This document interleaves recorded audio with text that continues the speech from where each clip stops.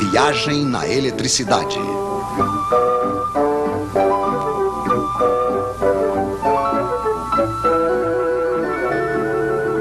Os Três Mosqueteiros.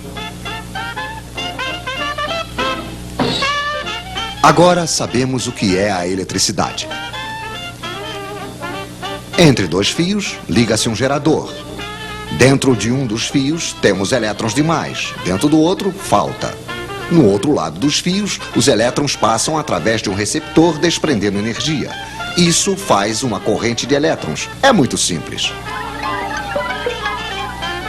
Infelizmente, na prática, não vemos os elétrons.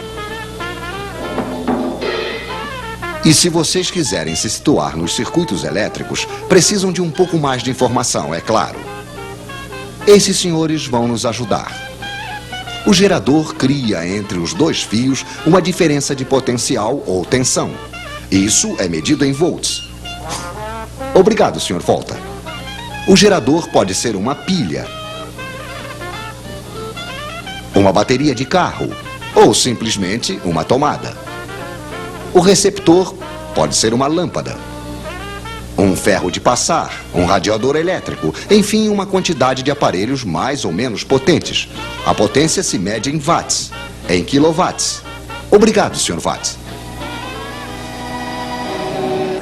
Assim que o receptor é ligado ao gerador, uma corrente passa e não se precisa ser diplomado em eletricidade para compreender que se ligarmos uma lâmpada 2 vezes mais potente, vai passar uma corrente 2 vezes mais intensa. Isso supondo que a quantidade de volts não tenha mudado.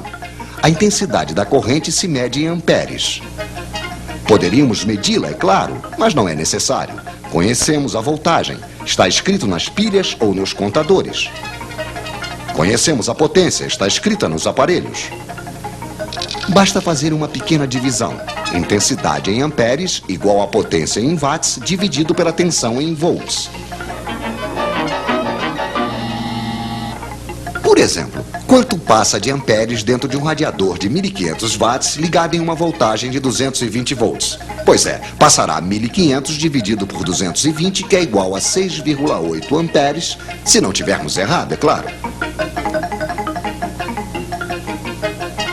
Mas acho que os senhores nos prepararam um pequeno exercício. Em uma mesma tomada, eles vão ligar 3 lâmpadas de 100 watts, um radiador de 1500 watts, uma torradeira de 760 watts e um forno elétrico de 3000 watts. Problema: calculem a intensidade da corrente que vai passar na tomada. Bem, é muito simples. 100 mais 100 mais 100 mais 760 mais 1500 mais 3000. Potência total, 5560 watts. Dividido pela tensão 220, igual, senhores, igual a 25 amperes.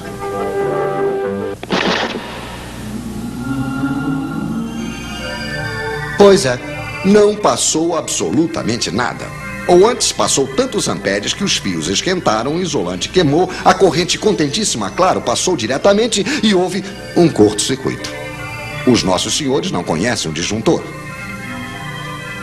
O nosso radiador esquenta por quê? Porque no interior, a corrente passa em um fio que tem uma certa resistência. Para a resistência dos receptores, precisamos de um quarto mosqueteiro, o ohm, que se escreve ômega. Obrigado, Sr. Ohm. Poderíamos medir esta resistência, mas também não precisamos, pois é calculada facilmente. Resistência em ohms igual a tensão em volts dividido pela intensidade em amperes. O seu radiador, que deixa passar uma corrente de 6,8 amperes, terá uma resistência de 32 ohms. Mas é realmente interessante saber disso? Sim, pois os fios que vão para o radiador também têm uma certa resistência. Se eles são finos demais, longos demais e estão em péssimo estado, terão a mesma resistência que o radiador e vão desprender o mesmo calor que este, o que será suficiente para fundir o isolante. Moral da história: fiquem atentos para não deixar passar amperes demais em seus fios. Então retenham os nomes dos seus 4 mosqueteiros: watt, ampere, ohm, volt. E se além do mais vocês retiverem sua fórmula, estarão quase diplomados em eletricidade.